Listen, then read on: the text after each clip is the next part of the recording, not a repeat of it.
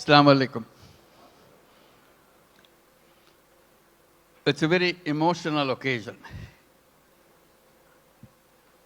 Seeing through the journey that Bangladesh has gone through.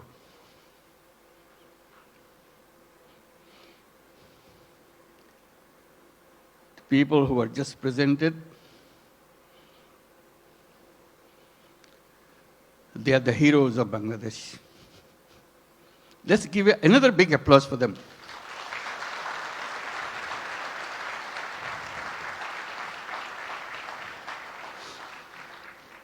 Another standing ovation for our new citizen, Kyu Hak Sang. Thank you. Wonderful. His dedication, his commitment. Thank you. Please have your seat. Just doesn't have any boundary. He loves Bangladesh. He worked for Bangladesh. He loves the nature of Bangladesh. I wish you could visit his factory. And he brought so many delegations this time to come to show his new land of citizenship.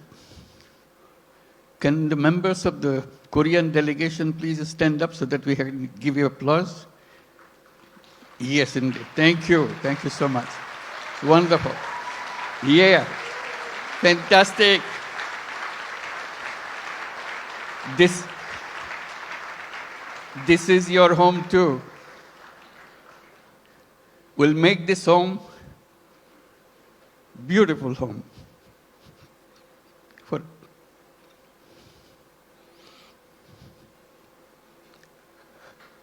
seeing them today,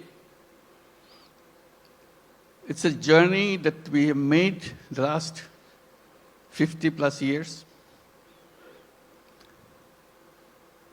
I was just remembering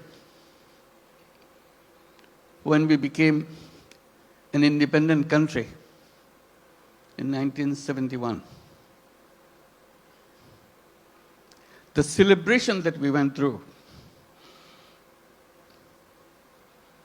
and commitment we made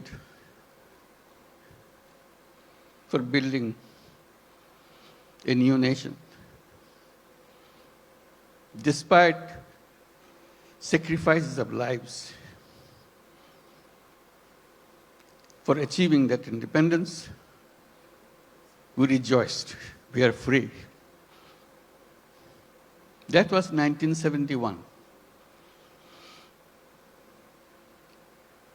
Then came 1974.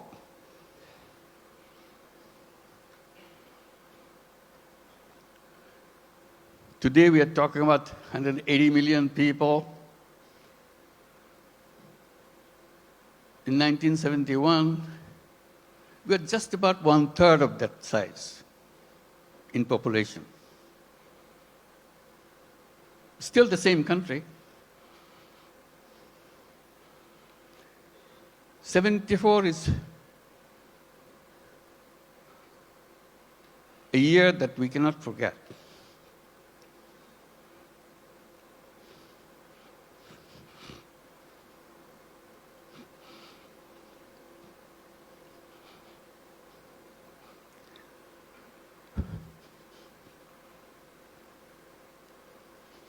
Sorry.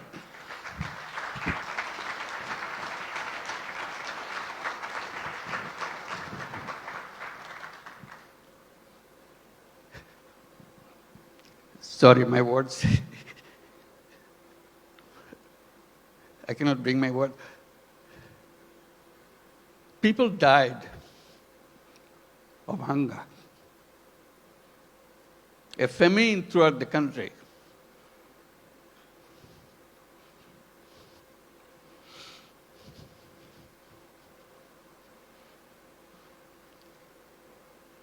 One and a half million people died.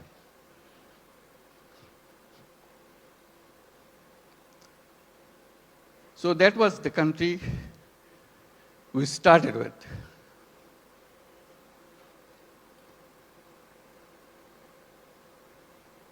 We used to grow one crop. We didn't know any other way.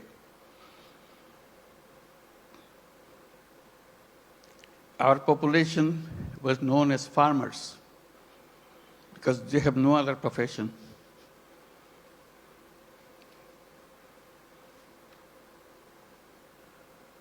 And of them,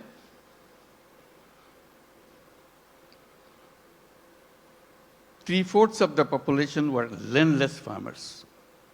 They had no land.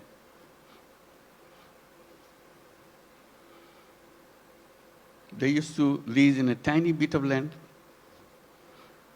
from the people who had little bit of land to make a living by one crop. If you heard the word dirt poor,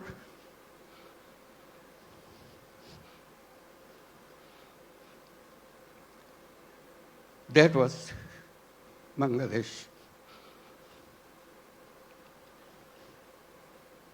Very difficult life. So if you take that journey from 1974 to 2025, it's an amazing journey. Here we're talking about all these big industries and so on, and inviting you for so many countries to set up more industries. We're talking about the big market, talking about the big, intelligent young population.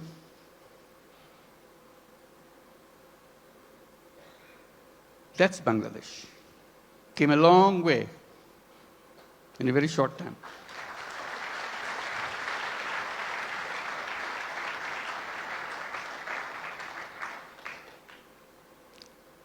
In that famine-ridden country, one little initiative came just to relieve the burden of watching what's going on.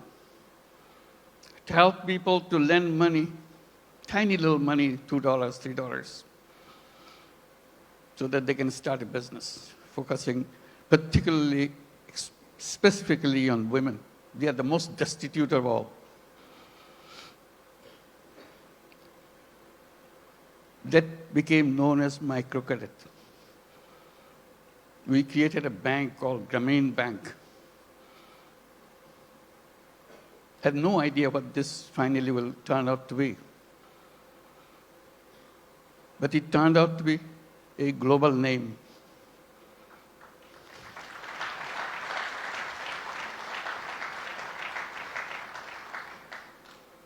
Because no matter which country you are,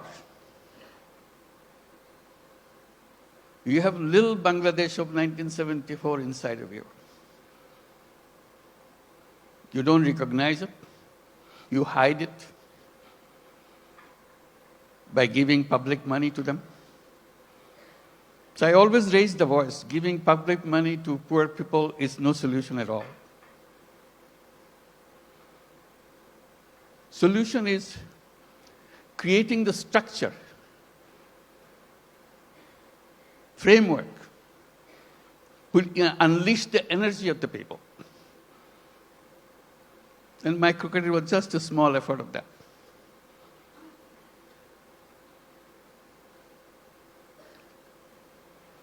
Then a crazy idea came over. When government wanted to issue license for telephone, we had nothing to do with telephone. We didn't have any telephone in the country. Few telephone in the cities. Most of them don't work. So we talked, why don't we apply for a license for telephone company? A crazy idea. Government asked, what do you do with the telephone company? What business you got to do? I said, we'll give it to poor women. They laughed at us. To make a long story short, we got the license, called it Grameen phone, because we had the Grameen Bank, Grameen phone.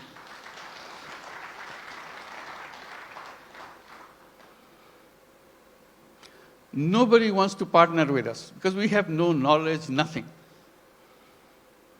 Because Bangladesh is no place for mobile phone. There's no market for mobile phone. Who wants to be partner? So we knock at every door, international doors. Nobody wants to partner.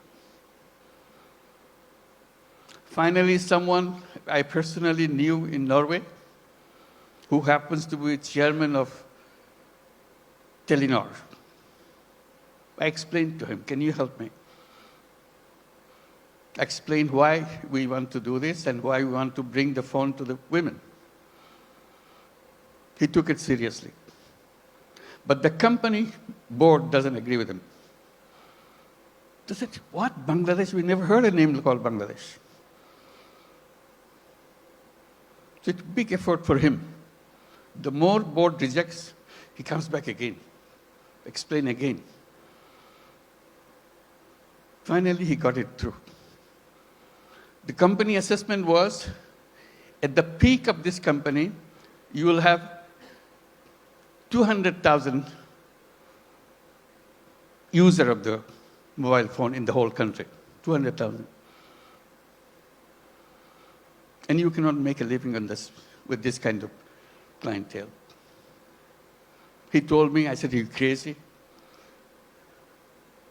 It will be at least 10 times more than that. That's the way I could figure. It became the largest telephone company in the country.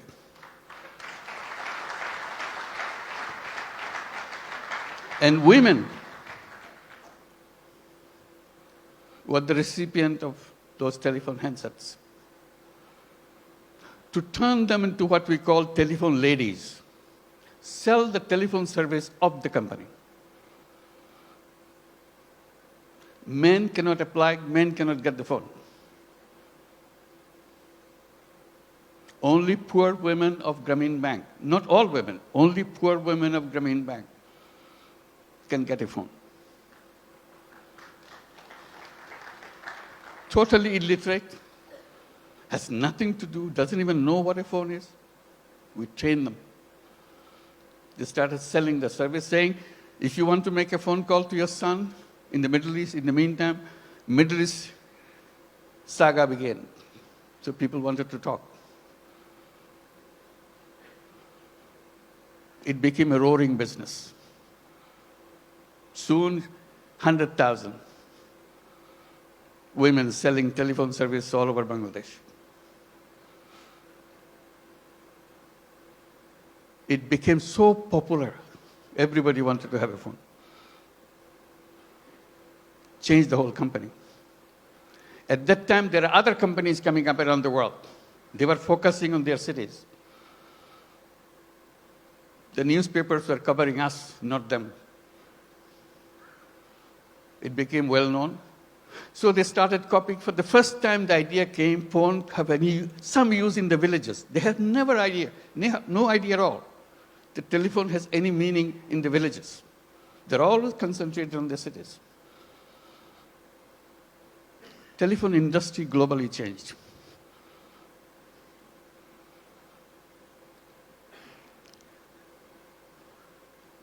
I'm narrating this story a little bit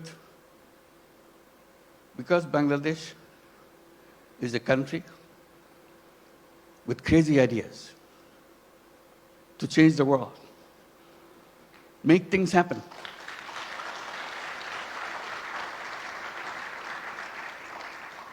Everyone you saw on the stage receiving the award has a very powerful, crazy ideas and made them happen. So we invite you to join that crowd. Not only change Bangladesh by your business, change the world.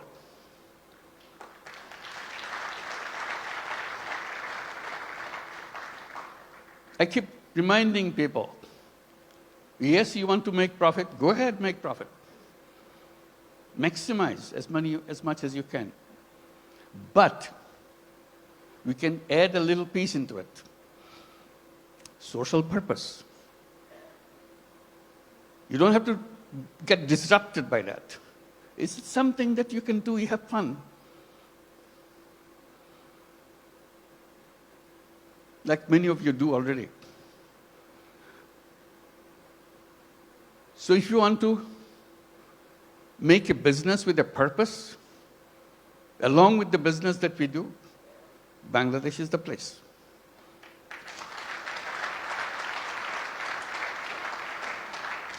You will not know what your business will be like.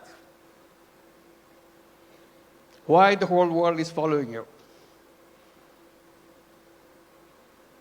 Why suddenly you look back, how did it happen? Bangladesh makes it happen.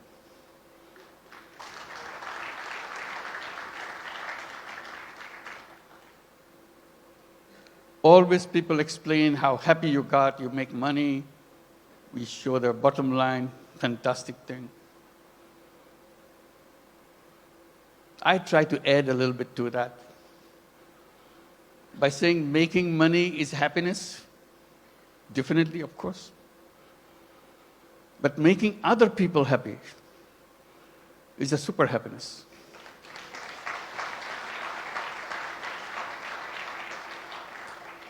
If you have business in Bangladesh, you will have both happiness and super happiness. That you get extra with no cost. You'll be proud of what you have done. Like the people who stood here felt that. Super happy. Did something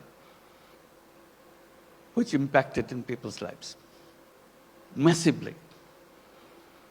With a country of famine, we're now talking about global entry to the businesses and everything. And at the same time, I'm just pointing out, which has been pointed out already, we don't look at Bangladesh alone. It is only one piece of the economy. We see the whole region, very powerful region, lots of resources. We work together, facilitate each other. It's not the business to grab everything out of you, it's a competition, you grab things. We twist a little bit.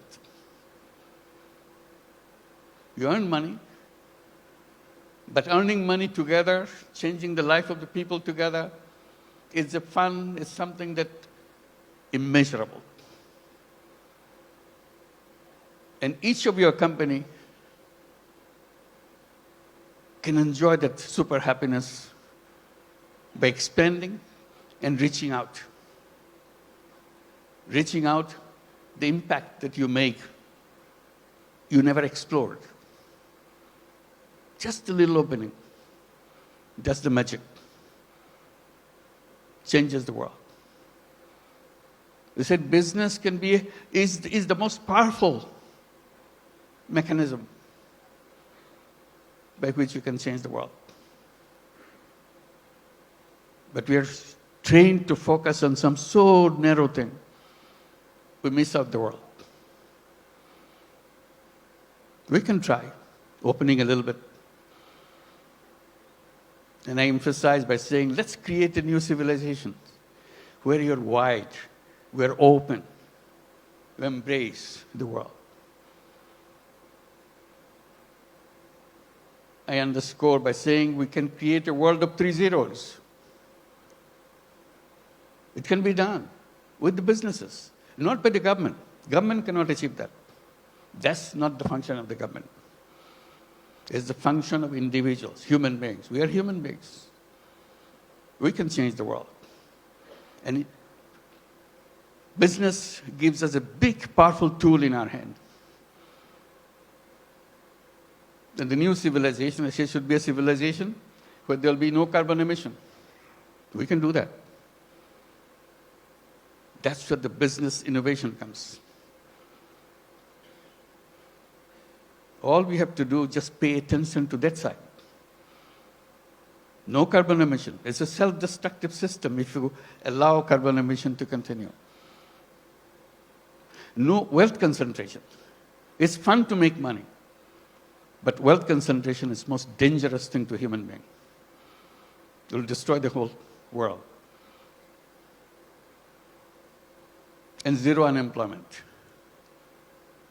The young people get excited about it. Because all of you are entrepreneurs, not job seekers. Think like an entrepreneur. Make things happen. And Bangladesh is a place to see that. How suddenly people, we are known as farmers. We're a country of farmers, landless farmers. We didn't have any land, much land, little. Only in the 70s, early 60s maybe, 60s, some crazy young guys from the universities dared to enter into something which is happening in the country because of business interest of other countries, garment industry. They said, why not us? That was the beginning of the garment industry in Bangladesh, those crazy young guys. All the first generation, some of them are already here, came out of that generation. And now moving into the second generation, you heard Naseem, the second generation entrepreneur. That's our history. In 2 generations, second generation is just the beginning. It's still the first generation going on. Topon is here too, I saw him. Where are you? Second generation, I'm sure. So that's the journey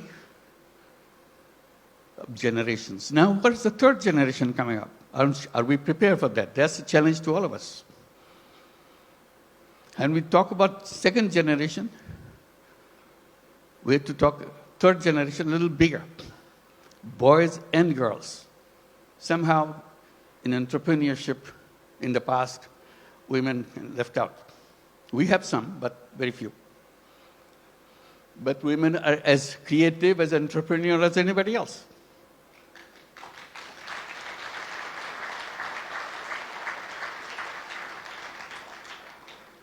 Together, those young generation will change the world. They have the technology, they have the creativity, innovativeness, and problem-solving ideas.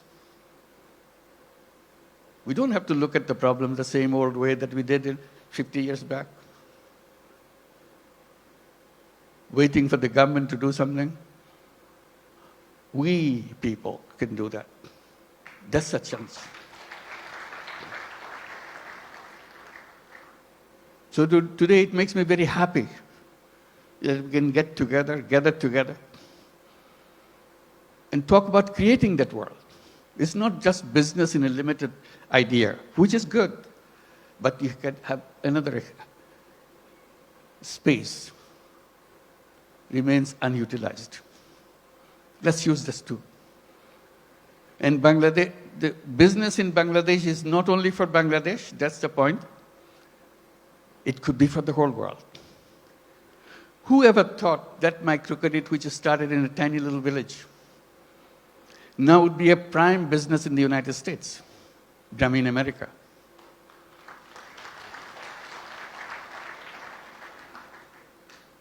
Millions of women take money from Grameen America.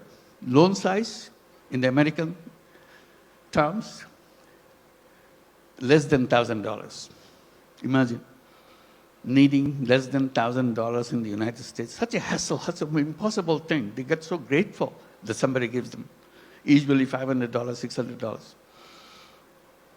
Now the whole Grameen America became annually about $2 billion a year. In the next 4 years, it will be $5 billion a year. It's growing very fast. So little things. In that sense, Bangladesh ground is very fertile. You put a little bit of seed, it becomes global.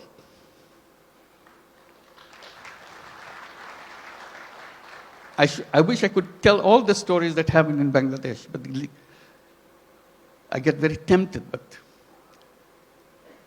they're all here. Talk to them, find out. And we welcome you to join us with that mission, creating a new world for the whole world. Thank you very much.